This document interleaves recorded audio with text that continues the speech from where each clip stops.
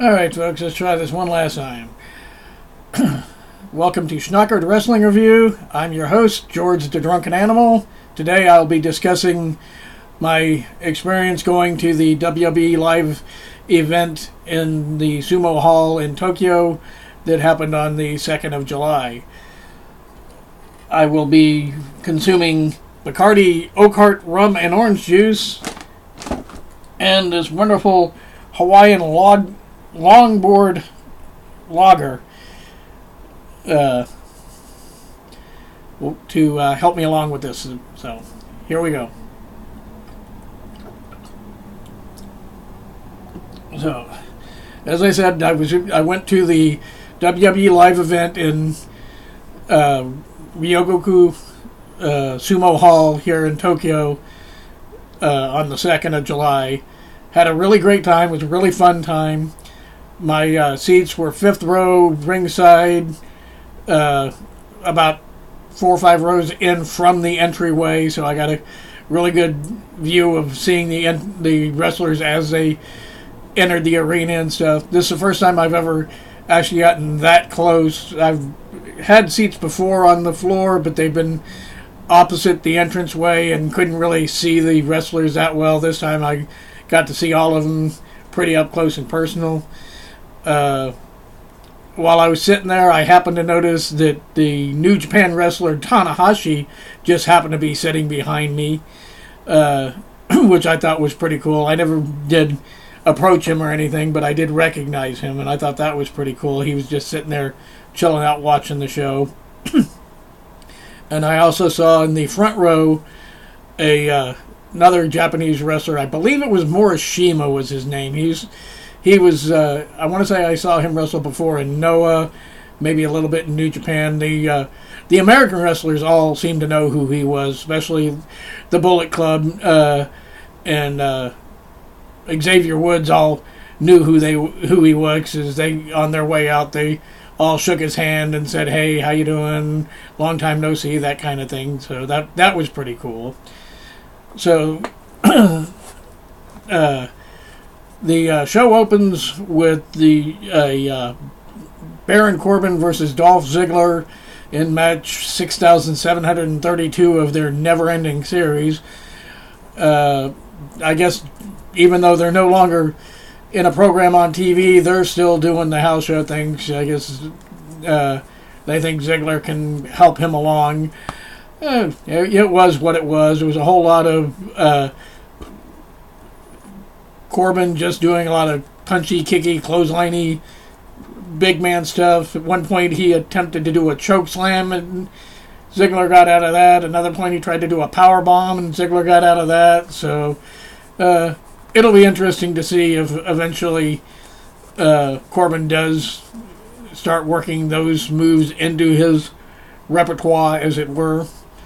But the match ended as almost every Dolph Ziggler Baron Corbin match is wont to do, with Corbin reversing, I want to say, the famous or something like that.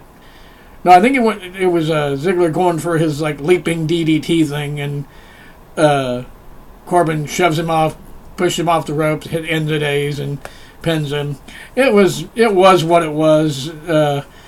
Corbin did do a pretty good job playing up to the crowd as a heel and stuff, and it was a fun little opener for what it was. The second match of the evening was Curtis Axel versus Titus O'Neil, which, it was short. That was about all I can say about that. A lot of Axel playing the comedy, cowardly heel type bullshit and stuff, and eventually Titus grabbing him, nailing the Clash of the Titus powerbomb and pinning him. So the only thing of note out of that was as Titus was leaving, he happened to stop by one side of the ring and he picked some little Caucasian girl. I'm going to assume she was American, but I really have no idea. Puts her on her shoulders and made her and her family's day, I'm sure. So that was what that was. And then the third match was a tag team title match. Had the New Day taking on the Vaudevillains. New Day had Xavier Woods and Kofi Kingston in the ring with Big E on the outside. Pretty standard match. Had a few fun spots and stuff. At one point, Xavier Woods pulls out this Hadoken type move that the crowd just ate up. They were eating up almost everything the New Day was doing. So that was pretty fun. I did notice, I've never noticed this before on TV, but Francesca 2, their trombone, is actually purple, or at least the one that they had there was. I never really noticed that it was a purple trombone now, but hey, it was fun. The crowd was really into it. I just find it amazing that last year at this time, when the New Day came in over here, they were just really starting to get into this gimmick, and they were heels, and it was the crowd all yelling, "New Day sucks, New Day sucks," and things like that. And now, 1 year later, it's completely turned around. They're huge baby faces, and I just thought that was pretty funny that they could, in the span of 1 year, turn their stuff around that quickly.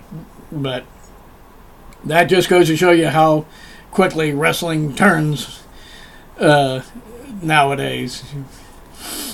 So, of course, the New Day retains, of course, after a bunch of high-flying spots here and there. Nothing of super note or anything, just a fun little tag title match. Then we had our first really great match of the night. It was Asuka defending her NXT Women's title against Becky Lynch. Now, the crowd in this was really torn between the two of them, as both of them are baby faces. So that made the match dynamic a little odd, but Asuka was she was really trying to play heel in the match a lot, doing a lot of taunting, slapping her hip, doing her hip attack and everything. And at one point, she did this thing. Becky Lynch was laid down in the corner. She turns around and just starts wiggling her butt back and forth, backing up to the her into the corner, and basically gives her a stink face. I thought that was just hilarious. And Asuka, again, she can do no wrong in my book. She is the best women wrestler that they have down in NXT right now, bar none. And it was really great to see her, the way she was playing up. She can be both a heel and a face at a flip of a switch, just very easily. So she needs to really be brought up to that main roster soon, because she is just fantastic in my book. A whole lot of back and forth. Becky at one point had tried to slap on her armbar and did a whole lot of chain wrestling out of that, and a bunch of submissions here and there.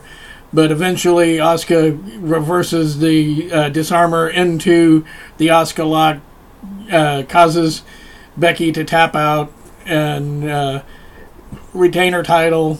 Then after the match, she showed respect, went up, shook Becky's hand, raised her arm, gave her a big hug, and the crowd just ate that shit up with a spoon. So that was a great match. First great match of the night,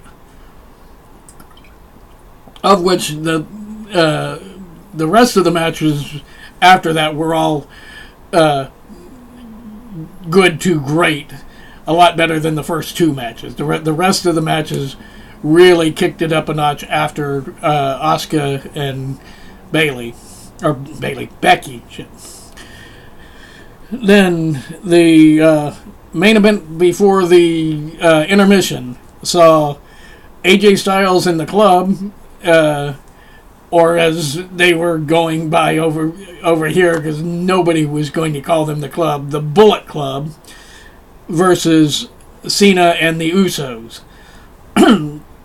Another really great match. The crowd, poor Usos and Cena, they just booed the ever-loving shit out of anything Cena and the Usos were doing.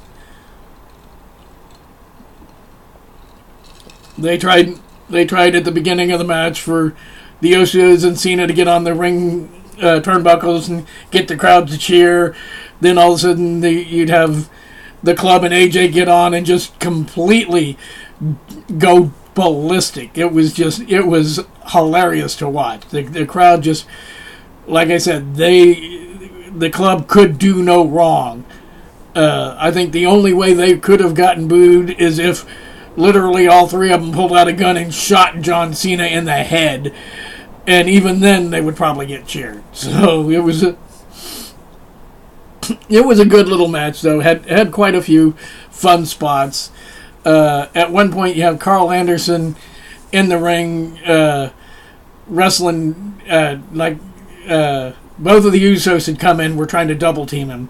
So he goes and tries to do the old double noggin knocker on them. Well, the Usos being Samoan, of course that's not going to work. He slams their head together. They look at him funny. He's like, well, what the? Okay, so let's try it again.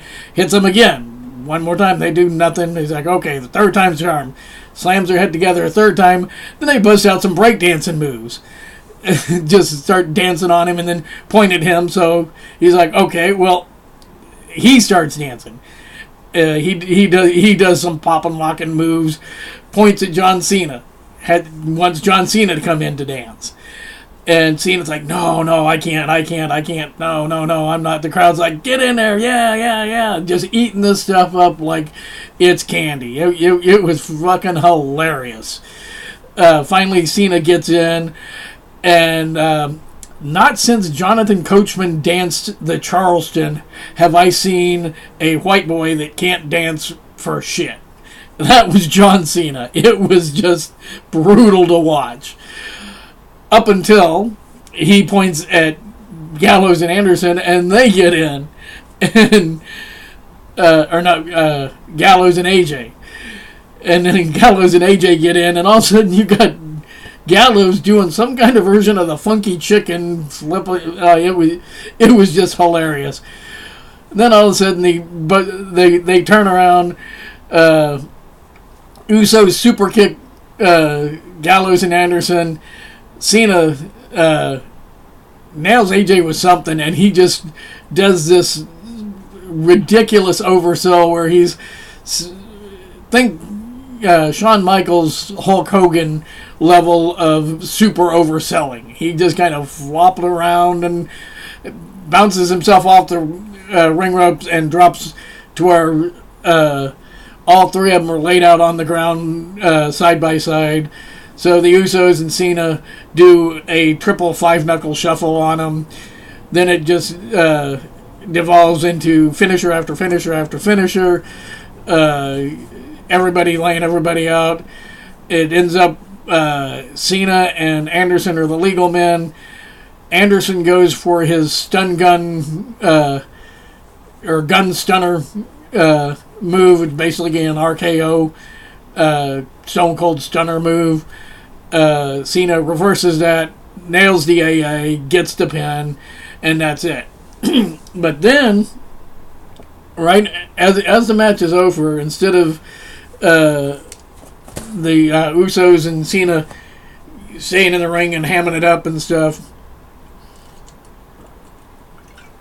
Cena actually did something cool. He got on the house mic and goes, well, we may have got lucky tonight, but this crowd clearly shows that this house belongs to the Bullet Club. And he straight up called them the Bullet Club. Not the Club BS, just the Bullet Club. And so we're going to step out and let you guys bask in your glory of returning home. So they scoot out of the ring. AJ and Anderson and Gallows get in the ring, and they bow to all these corners of the ring and just soak up just there was nobody more over in that building last night than the club, or the Bullet Club. They own that place lock, stock, and barrel. It was amazing. Then after that, there was the intermission. Picked up myself some shirts. I got my Dean Ambrose shirt. I picked up a Nakamura shirt and a Kevin Owens prizefighter shirt. So I was pretty happy. I enjoyed all that stuff there. That was cool.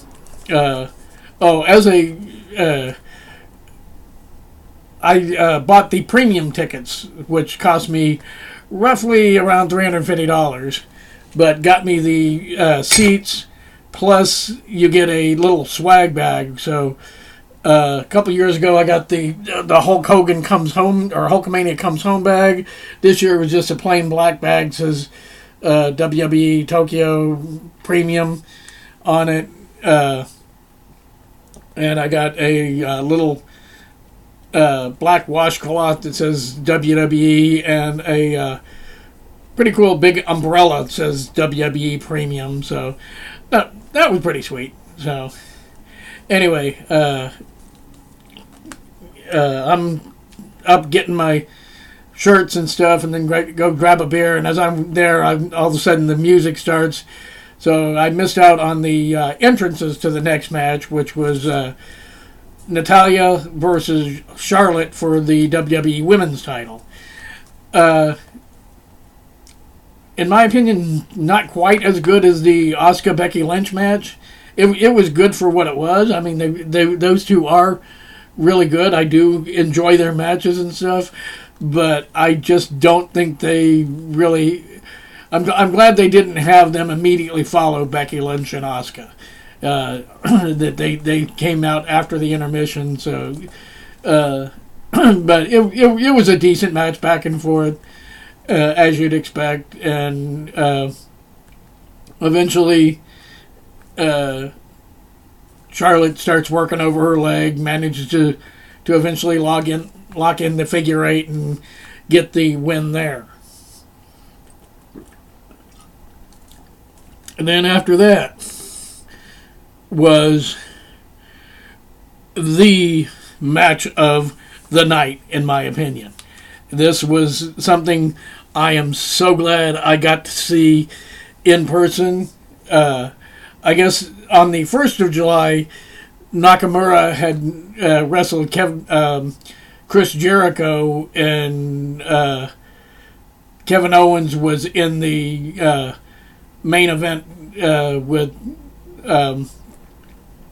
Dean Ambrose and Seth Rollins. Well, the show I went to, it was Kevin Owens versus Shinsuke Nakamura. Oh my fucking god! This was just it was. I can't wait to see these guys actually mix it up on the main roster, on TV, on pay-per-view, whatever. These guys just tore the house down. If anybody could come close to being as over as Nakamura, as the Bullet Club was, it was Nakamura. That was probably between Nakamura and the Bullet Club. Those four guys own that building, lock, stock, barrel, no questions asked. So I'd seen they had done that match in Hawaii or something, and I saw the online where they were showing clips of Nakamura doing his entrance and Kevin Owens attacking him before there. Well, here in Tokyo, they didn't do that. It looked like Owens was about to, but the ref stopped him. Because I think had Owens actually attacked Nakamura in Tokyo like he did in Hawaii like that, it would have been just all-out mayhem. but as it were, Nakamura does his yowl thing in the ring and everything. They throw out all the streamers and stuff, and then Kevin Owens grabs a bunch of them and just throws them in Nakamura's face. So Nakamura grabs it and just like puts it in his mouth, like nom nom nom, yeah, whatever. So Kevin Owens does the same thing. They both just grab them things, looking at each other, and Owens at the beginning of the match. It's anytime Nakamura tries to do anything, he slides out of the ring. He just keeps running out of the ring. And the funniest thing was the entire crowd's chanting for Nakamura the entire match, except for one guy behind me. I don't see who it is, but there's one guy in the entire building screaming "Fight Owens, fight!" after everybody else in the building is screaming for Nakamura. It was hilarious. So eventually they get in the ring. They start wrestling, and the crowd starts chanting Sami Zayn's "Ole, ole, ole, ole" at Kevin Owens. Well, Kevin Owens having none of that shit. He's like, well, screw you, fuck you, I'm out of here. Gets out the ring and starts heading to the back. He makes it all the way back behind the entryway. And everybody's like, what the fuck? Really? Is he really going to do that? What the So Nakamura gets out the ring, goes up to go after him. You see him go behind the little entryway and then come flying out as Kevin Owens just starts kicking the crap out of him. Just starts beating the holy hell out of him. And he does all of Nakamura's spots against him. Nakamura, early in the match, did his little boot thing in the corner where he like shakes his foot into his opponent's face. He did the thing where the opponent's against the ring ropes and he puts his head against them and just like rubs his head against them. Kevin Owens did the exact same thing the entire later in the match. He did every single one of Nakamura's signature things against him, and it was funny as hell. I mean, Kevin Owens, again, he's got to be the number one heel in my book in the WWE right now. Nobody can touch him in the way he can just draw heat like nobody's business. Except for the one guy that was his super fan in the arena. Again, I found that fucking hilarious. Ooh, well, there with that beer. So, anyway, they all go back and forth.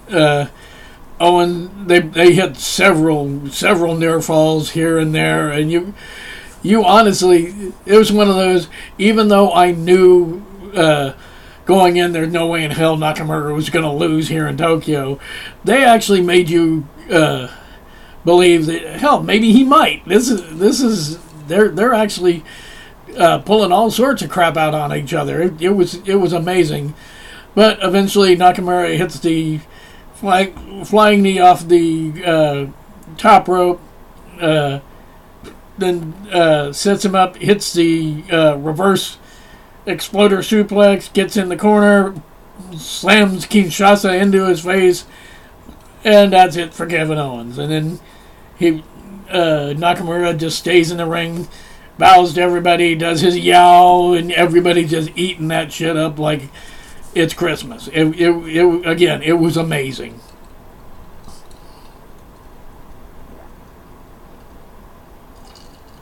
Ooh, that's gonna burn.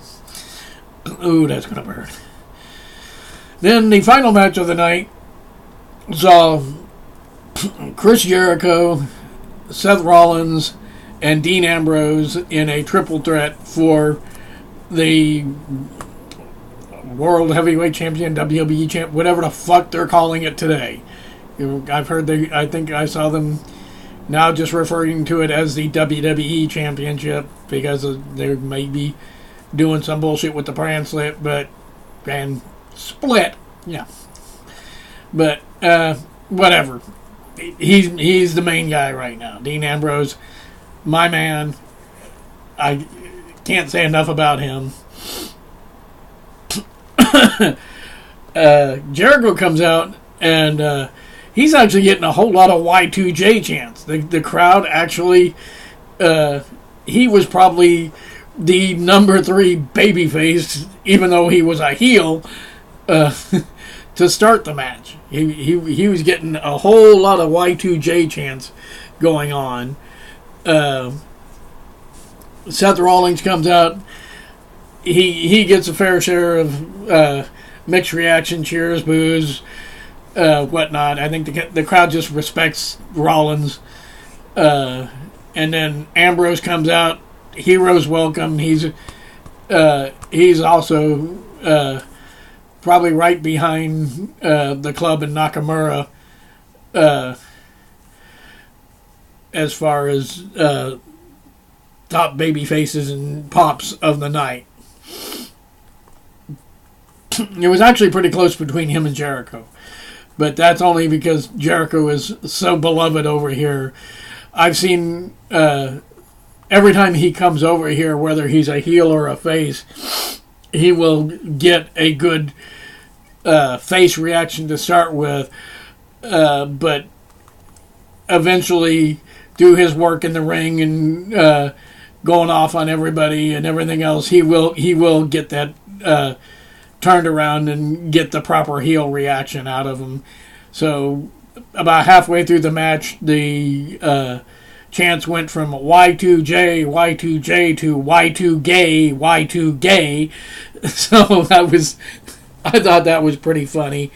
That he, like I said, he's one of those rare guys that he still knows how to get the crowd to get the response that he wants out of them, whether they want to or not, which is something really hard to do nowadays. But it was a fun little match, a whole lot of back and forth. They did do, I guess they've been doing this spot, and I got to see it, where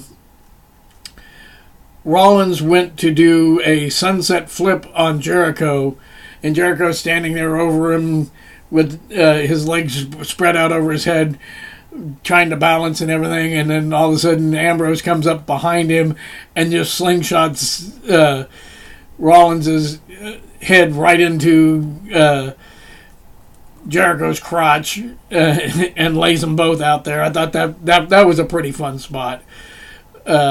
I said there were quite a few of those throughout the evening where they played to the crowd quite a bit. Excuse me. Oh shit! Yeah, sorry about that, folks. But anyway, so at one point, Jericho flies in and nails a double code breaker on both Ambrose and Rollins for a pretty close near fall, which I thought that was pretty cool. I like that move like that. It was one of those just came out of nowhere type moves. But eventually, Rollins got laid out with something, and then Jericho comes in, goes for another code breaker. Ambrose catches him, drops him, and then lays him out with dirty deeds and wins the match there. Then after the match, he gets on the house mic and starts talking about how great the Sumo Hall crowd is and how the WWE loves coming to this building because the crowd is so vociferous and just really eats up everything. And while they try to be a part of the show, they don't try to hijack the show like a lot of the American audiences and stuff like that. They cheer for the right guys. They boo for the right guys. You don't see a whole lot of BS CM Punk chants or anything like that. They're all really respectful. They really do the Japanese crowds here just love WWE, and it's just an overall great experience to go to one of these. Like I said, I've gone now probably the last 3 or 4 years in a row now, and each time I've had a great time.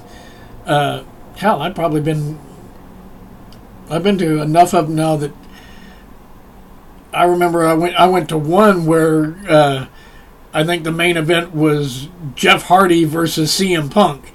That shows you how many of these I've been to over the years here. It's an annual thing that I do now, and I just really, really enjoy when they come over here and seeing everything.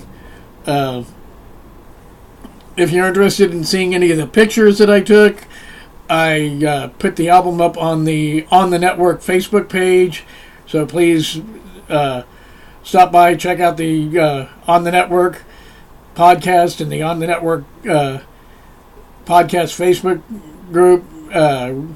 Richard Strasberg and Tyler Stegall, they run a really great podcast. It was I've been a guest on there a few times. I can't recommend those guys enough. They are great. Also, check out Joshua Baker's Beer and Song of the Day. He used to do it as a daily thing, where he would go on and talk about people's birthdays and current events and things like that. Now, hashtag real life problems and things. He doesn't quite do it as a daily basis, but he still tries to do as much as he can, and he'll do live shows on Facebook as opposed to doing the YouTube show. So please go check out Beer and Song of the Day. I'm sure you'll get a kick out of that. Also, if you're a heavy metal fan, you definitely need to check out Kevin Sherman's Heavy Metal and Booze. Again, he's another one. He's been doing more live things on there, but he's like the most metal man I know. He is a just Einstein when it comes to heavy metal music and the like. So you need to check out that. If you're a Star Trek fan, definitely check out Justin Dimmitt's Prosper on Facebook. It's Prosper LLA on Facebook. He also does a YouTube show and occasional. He's starting to get into live broadcasts on Facebook also.